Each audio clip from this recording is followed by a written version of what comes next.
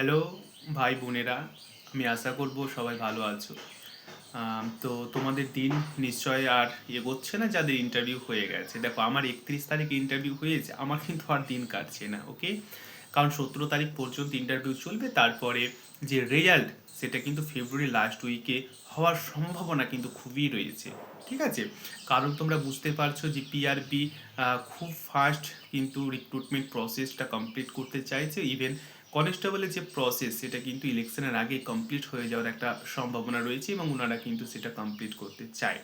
তো আমি আশা করব তোমরা আমার মতো যারা আর কি ইন্টারভিউ দিয়ে ফেলেছো, তাদের তো সময় কাটছে না আর কি। আজকে 12 তারিখ হয়ে গেল, আরও 5টা দিন ইন্টারভিউ চলবে। এবং যে সমস্ত ভাইদের এখনও ইন্টারভিউ হয়নি, তোমরা অবশ্যই ভালো করে ইন্টারভিউ দাও। আর ইন্টারভিউতে আমি বলেছি দুটো কোশ্চেন তুমি ভালো করে দেখে যাবে।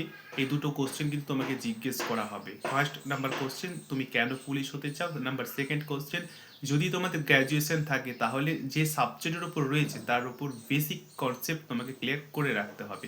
যেহেতু আমার ইংলিশের গ্র্যাজুয়েশন ছিল, সেহেতু আমাকে কিন্তু তার উপর বেস করে কয়েকটা কোশ্চেন করেছিল। এবং অন্যান্য যে বন্ধু বান্ধব আমার রয়েছে তাদের যে গ্র্যাজুয়েশনে যে সাবজেক্ট ছিল তাদের উপর কিন্তু কোশ্চেন করেছে। এবারে আমি তোমাদেরকে বলবো, যাদের ইন্টারভিউ এখনো হয়নি, ইন্টারভিউ রয়েছে, যদি তোমার অনার্স থাকে তাহলে কিন্তু বেসিকটা ক্লিয়ার করে যাবে। ঠিক আছে? তোমরা ভালো করে ইন্টারভিউ দাও এবং যাদের যাদের ইন্টারভিউ হয়ে গেছে প্লিজ কমেন্ট করো যে কে কে আছো আমার সাথে আর কি। আমি ইন্টারভিউ দিয়েছি, আমি ওয়েট করে আছি, সময় কাটছে না। তো তোমরা যারা যারা আছো আমাকে কমেন্ট অবশ্যই জানাও, তাহলে অবশ্যই আমি জানবো যে হ্যাঁ অবশ্যই তোমরা রয়েছো। ঠিক আছে, ভালো থেকো সবাই, সবাই লাইক করো যাতে আমরা একসঙ্গে সবাই ট্রেনিং, অবশ্যই ট্রেনিং প্ল্যাটফর্মে গিয়ে সবাই যাতে একসঙ্গে আমরা কনভারসেশন করতে পারি। থ্যাংক ইউ, সকলে ভালো থাকবে।